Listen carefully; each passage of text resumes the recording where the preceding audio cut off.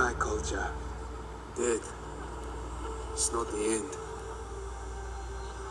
It's more of a stepping off point. You reach out with both hands and bust and segment.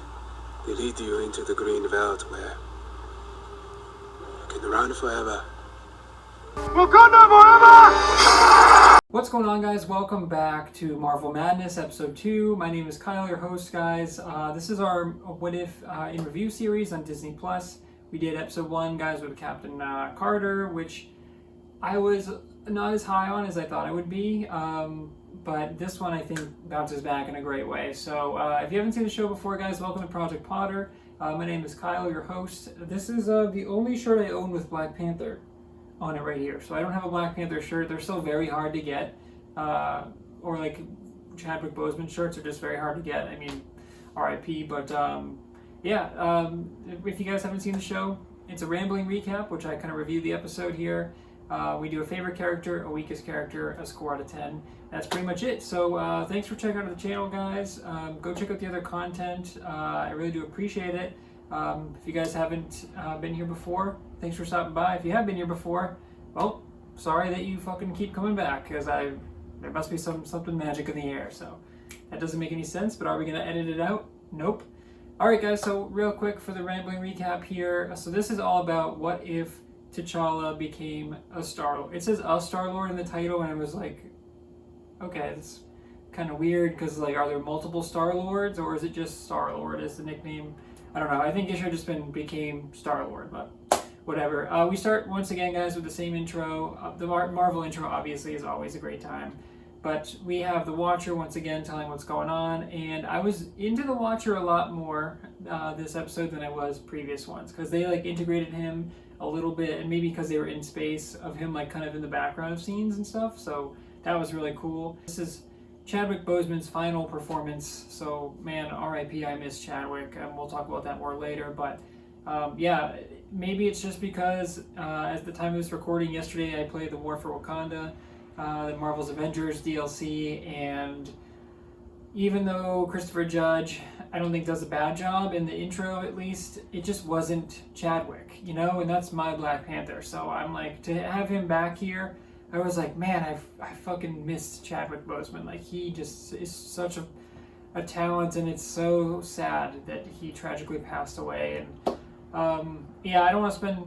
too much time on that, because I mean, it's sad as shit. So we kick the episode off just like Guardians 1 starts, where Star-Lord's walking through the puddle. There's no crazy dance sequence where he like screams into the fish or whatever, which kind of disappointed me, but the Watcher is telling us, like, you know, infinite realities. Are you shaped by your choices? Are you shaped by the world around you or something? It's really cool.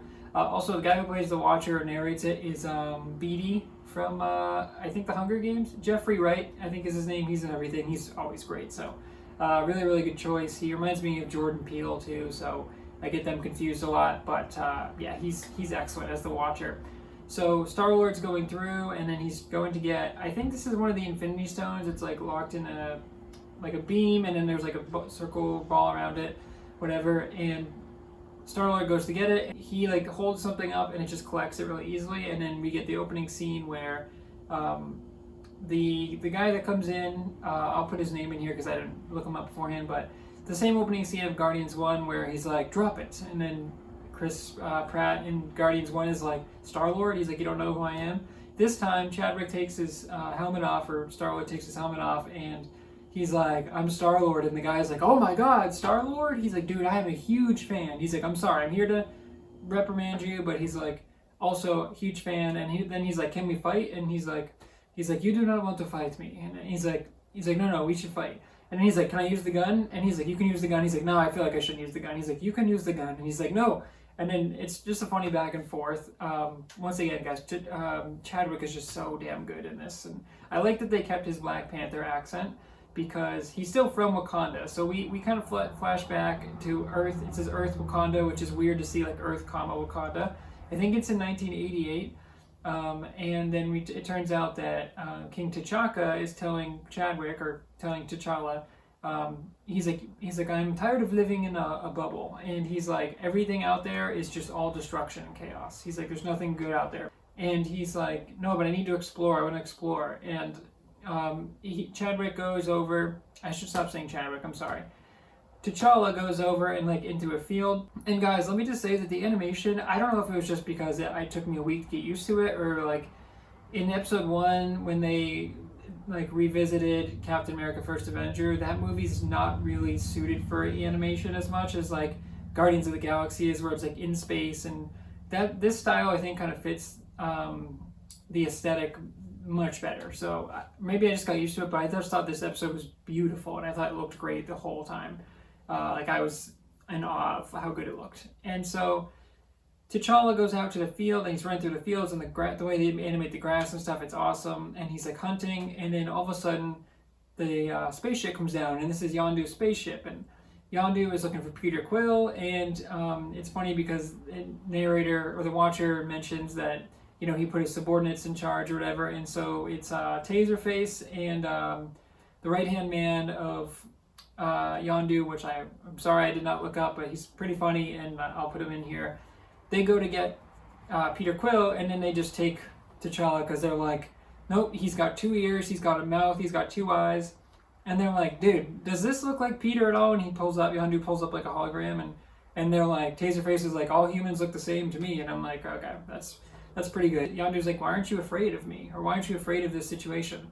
And he's like, because I want to explore the worlds. And he's like, how about instead of one world, you explore them all? And they just take T'Challa, which was kind of weird because they were looking for Peter Quill, but I think maybe Yondu was like, you know what, this kid's better. You know, Peter, you're at the end of the episode, spoilers guys, you're working at a DQ.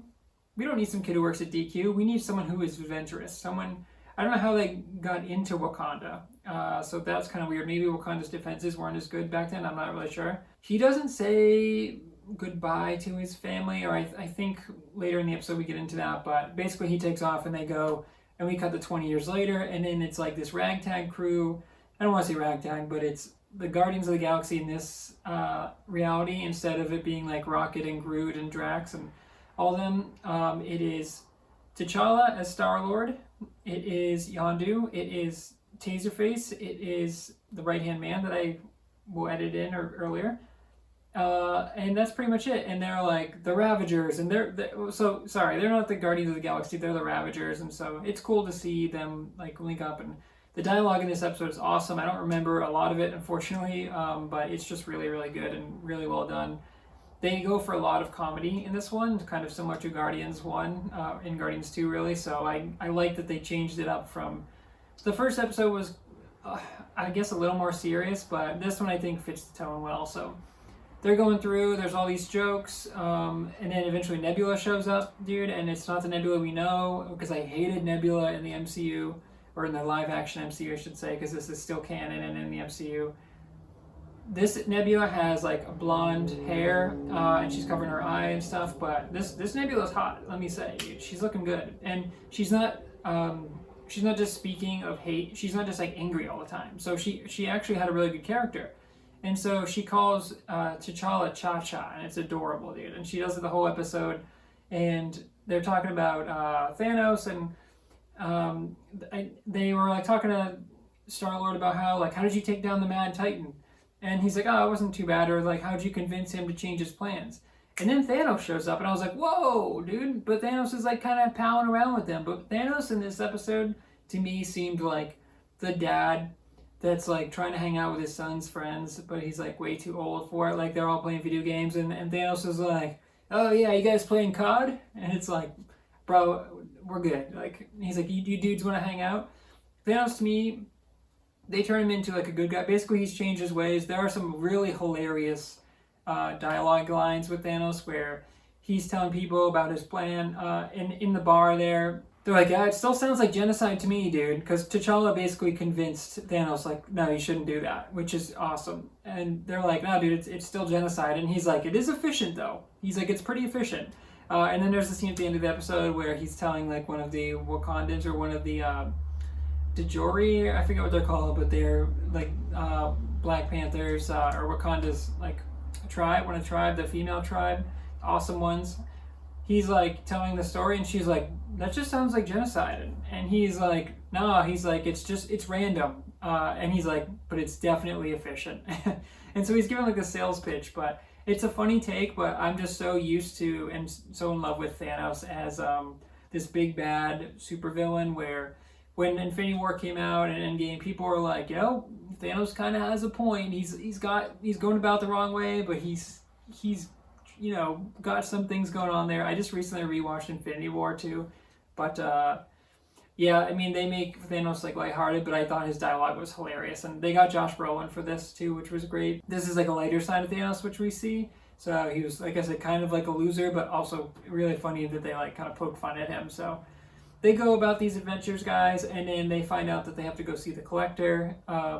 I don't know, I forget how this plan exactly comes up, but they go to see the Collector, and then you know, he's really cool. He's really well animated. He's much cooler than in the movies, where we get like very little in the live action movies of the Collector. We get like a post-credit scene, and then I think maybe that's it. Maybe like one other thing. In Infinity War, they go to see the Collector, but it's all weird and stuff. So really awesome animation where there's like all these boxes, and there's I think there's a crow in one of the boxes. It's the people from Captain Marvel, I think, the ones that change shapes and stuff. I think it's a crow. I'm not entirely sure though. But they're in the box, and then I was hoping for more Easter eggs, but there wasn't many, so I was a little disappointed with that. But you know, T'Challa as Star-Lord is just so awesome, dude, because he's just, like I said, he's got that accent, and he's going through, and he's just like, oh, they're trying to find like these evergreens, or Nebula shows him like basically some source that will cure all of like world hunger and all of the different planets and stuff. And so of course T'Challa is like super great, super like heroic, humble guy, where he's like we must get that and solve world hunger, and it's like, perfect, dude. That's 100% what Chadwick would do. So they're going around, and the Collector, I think, is like harvesting it to destroy it, or harvesting it to use it for bad or something. So the story was really complicated, or not complicated, but just complex, and like it was great. But I like watching it once and then having to review it right after. I don't remember every piece of it, so I'm not gonna spend too much time on the rambling recap, even though I'm sure I've rambled way more than I did even last week. So you get what you get, man. So they go to the Collector. Like I said, there's all these different boxes. The animation is beautiful, and Chadwick is like running around. Eventually, we get this awesome fight scene where it's Star-Lord and Yondu. Also what I didn't mention, guys, is that when Yondu's introduced in the beginning, there's like a whole army outside of where T'Challa gets the Infinity Stone. I think it's the Infinity Stone there. And then there's a whole army, and he's like, a Ravager never flies solo. And then he's like waiting, and he's like, a Ravager never flies solo. And then you hear the whistle, and it's Yondu's little awesome, amazing arrow, dude. My favorite part of Yondu. That takes everyone out. And then he's like, you are beginning to worry me there. And he's like, bro, Yondu's like, don't worry, bro. You're my kid. Don't worry. You're my adopted kid. Don't worry about it. And so, yeah, they go on adventures. And then back in the Collector's room, guys, we get this awesome fight sequence between the Collector.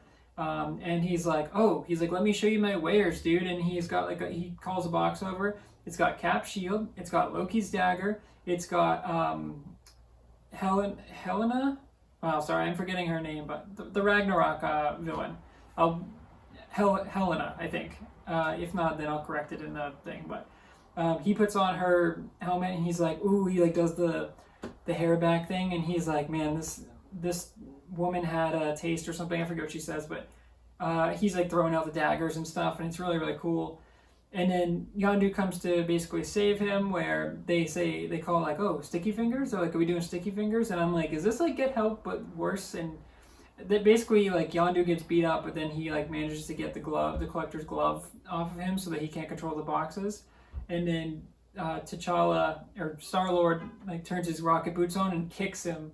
He like hits him, dude, and it's awesome. And they put him in the box and they lock him up, and then they give the controls to some girl. And I didn't recognize her. I'm sure she's like a famous character, but she's like, oh, I have some ideas for this. Meanwhile, I think the rest of the crew, like Nebula's crew with Thanos and them, Thanos like comes on the mission with them. It's so weird, dude. And then they are going to get the Evergreen, I think, so they collect that. And then they're going to leave, and there's like a big explosion or whatever, but there's a huge army coming after them, and Thanos like stays behind, and I'm like, oh, okay, this is his moment to like redeem himself. And they're like, oh, there's no way you can take all of them. Are you crazy? And he's like, no, I'm not crazy. He's like, just mad. And I was like, oh, okay, dude. I get it, but it was a little cheesy. So he goes through and he fights a bunch of people. Oh, he's fighting like the Black Order, I think. So we get, as Tony Stark calls him, Squidward from Infinity War. And then the other one too, with the big hammer. That guy's awesome. They're fighting like basically what was Thanos' army, except now that Thanos is on the good side, he's like going against them, and he's like, believe me, I know they're trouble. So that part is all really cool. And I have to remember that like this is a what if universe where it's not like, I'm like, what? Thanos would never do that. But I'm like, well, that's the point of the show, dude. It's like, you know, this is different than the MCU we know. So that stuff is all awesome. But yeah, they have a fight. Thanos eventually escapes with them. And I was like, oh, I thought they were going to kill Thanos off.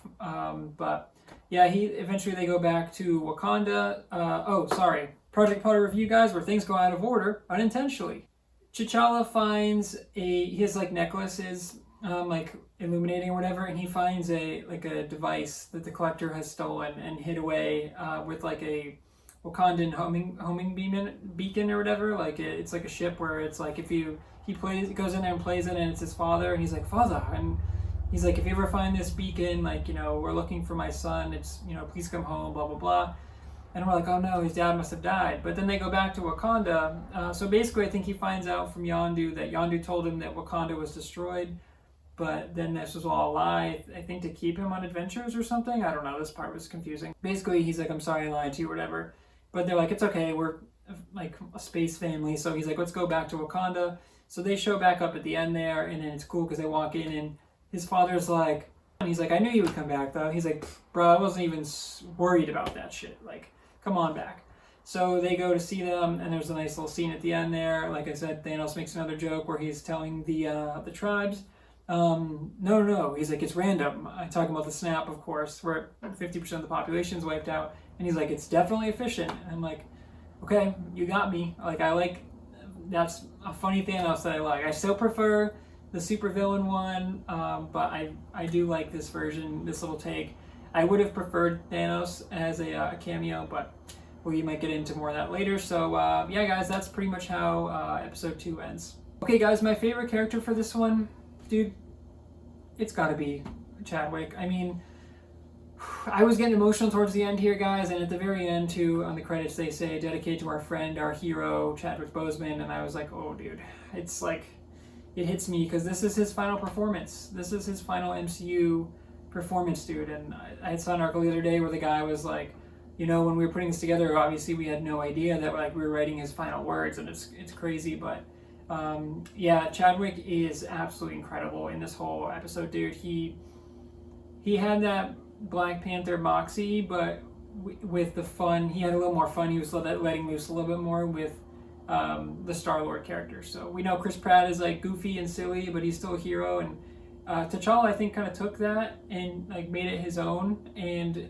yeah, I mean, dude, it just made me realize how much I freaking miss Chadwick Boseman and how tragic and sad it is that he's not going to be in the MCU for another 20 years, because it's like, man, his voice is so good, his acting is so great, and he left such a mark that it's like, it's so sad that now we're going to have to do like impressions of him. And they said they're not going to recast Black Panther, but it's like they're not just going to take Black Panther out of the MCU, you know. So it's like I'm sure they're going to find some other ways to integrate him, but it's just never going to be the same. Chadwick just crushed that role, and he just crushed this role, and I wasn't really surprised. I was like, how is this going to go, you know, as Chadwick as Star-Lord? But he's just such a great actor that I'm not surprised that he just fit right into those rocket shoes and crushed it. So yeah, Chadwick, man, buddy, I miss you, and I just thought he was the best character by far in this one. Okay, guys, that brings us to our worst character, and it's the Mad Titan for me, dude. It's Thanos. I loved when Thanos showed up. I was like, oh shit. Loved his joke about it being efficient and at the bar, and then he came along with the adventure, and I'm like, if that was just a small cameo, that would have been perfect. I just think they used him a little too much here, where I was like, okay. And then he has like his moment where he's fighting like the Black Order, I think it's called. He's fighting them at the end. I'm like, oh, they're gonna kill him off. It's gonna be his redemption story. And he didn't. He just survived it, and Nebula comes back to save him. And it's cool that they were like, father, and he's like, daughter of mine, and they're still talking like that, but there's not as much hatred. There's that funny scene at the end though when Thanos says like, it is efficient. It's funny because Nebula's standing right there and she's like, oh, father. Like, she's like an embarrassed daughter, so I really like that. But yeah, I just thought, all due respect to Josh Brolin, he absolutely crushed Thanos in the live action MCU. My favorite villain by far.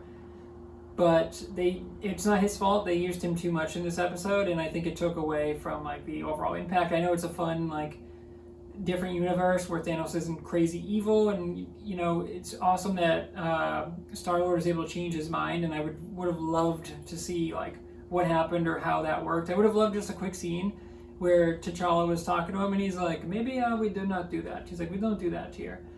Just something like that where he would have talked him off the ledge would have been awesome. But I like that it's implied that Chadwick saved the day, basically. So, but yeah, I like I said, love the cameo. Didn't like that they used him the rest of the episode. So Thanos gets my weakest character for this week. Okay, guys, that brings us to the score here. This one was leaps and bounds and galaxies better than the opening episode. If you guys watched the first episode, first of all, thank you for checking that out. Spoilers, you know, I gave it an 8.1. I was like meh about it, where I was like, the animation was beautiful. I love Captain America, so I like that they rehashed the first episode. But one of my problems with the first episode was that it tried to sum up an entire 2-hour movie or 2.5-hour movie in 30 minutes, and so moments like where Steve falls off the train, that took away from me because 2 minutes later they found him. This one didn't focus on like one of the Guardians movies or anything. This was kind of just an open story, which I think benefited it greatly.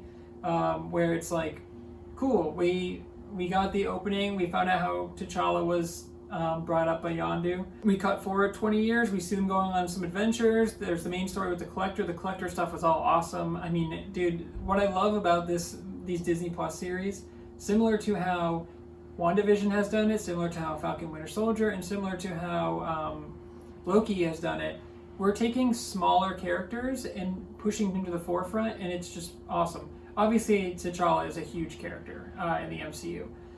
But like the Collector that we've seen almost none of, dude, they made him like a main villain in this one, and he was awesome, and his design was awesome, and he had like this, took off the coat, and he was like kind of ripped, and then he had the fact that he's putting on like Helena's like headdress, dude, and he had Loki's dagger. It's awesome. That stuff is all sick. So I love that we got to see more time with him, and he was actually a good villain when he, instead of just being like a weird character in the background that I was like, who's the Collector? Why is he involved? Why does this matter? It's like they brought him to the forefront. So yeah, the animation was absolutely stunning, dude. Like, it kind of reminded me a bit of Spider-Verse.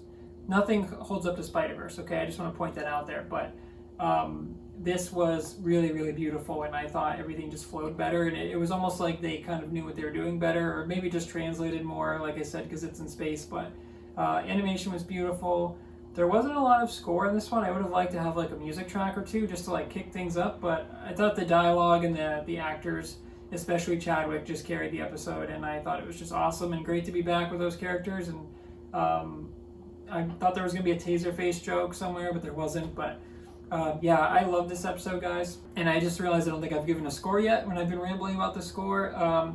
This is a 9.6 for me. I was very, very impressed with this one. The only reason this is coming down from like a perfect 10 really is because of the Thanos stuff, which again, loved it as a cameo, hated it as a whole episode. And then just, I would have liked more from, I know it was Chadwick's episode, but I would have liked more from the supporting cast a little bit. I thought Yondu was pretty great, but I could have used more from him. I love Michael Rooker, he's amazing.